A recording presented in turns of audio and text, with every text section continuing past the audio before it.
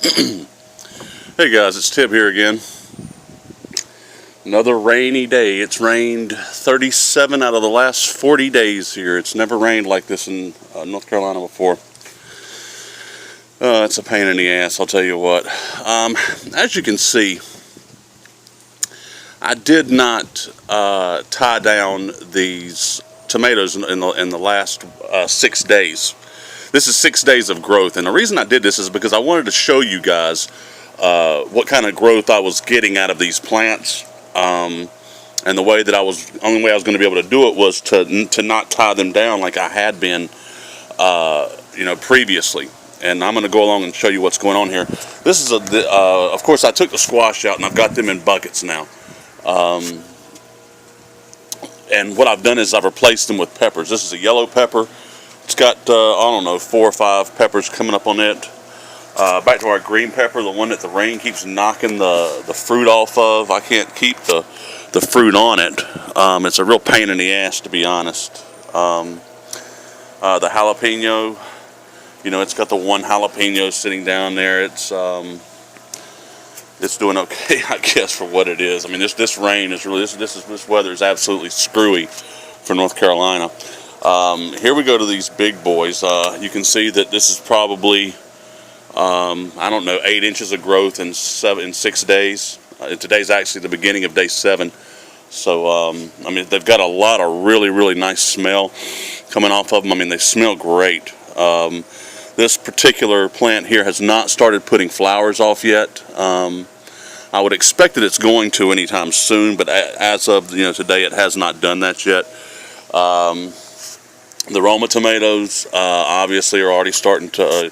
This plant here is starting to put off its first fruit, and you can see the growth on it. From 1 week, another one that's right at 8-9 inches of growth, and this is on each branch. This is not just going upwards in one. I've got 10 branches here from one plant, and each one of them are 8 inches longer than what they were the last time that you saw these things. I mean, this method of growing is absolutely outstanding. Of course, we've got new tomatoes formed up. These tomatoes have formed in the last 6 days. I'm real happy with the way that the system grows. I'm just really frustrated about all of this rain and these overcast skies that I'm getting. I mean, while it's keeping the temperature low, it's just not giving the plants the sun that they need. Here we go. This again, of course, is the cherry tomato. It's got several different sets coming out on it. These actually should be starting to turn red and ripen very, very soon. This is the other Roma tomato that had not put any fruit off. And again, 8 or 10 different branches on it, and 8 inches of growth or so. It's got fruit coming off it as well in the last 6 days. These are all brand new that you haven't seen. The speed of the system works great. I just wish that I had more sunlight. This is the red bell pepper that I put in to replace the green zucchini. It does not have any fruit on it yet, but I'm thinking that it should start putting flowers off soon. The cucumber plant is doing so-so. I'm just beginning to think that a lot of these vine plants don't like this Aero system. Nice little bumblebee there. Because I'm not really. I mean, of course, these plants were so small when I put them in, but still, considering the growth rate of the other plants, I'm thinking that these plants themselves, I should already have cucumbers coming off of this. I don't even see female flowers coming off on the cucumber. I'm actually going to change the reservoir today, and I'm going to change I'm going to start pumping. I'm going to lower the nitrogen a little bit and raise the phosphorus, and see if that won't help get some of these female flowers popping out on this cucumber plant and whatnot. Just a way to play with it and see what's going to happen. Because I really would like to get some cucumbers off of this thing, but it's not giving me any love right now. These are the two squash plants that I took off.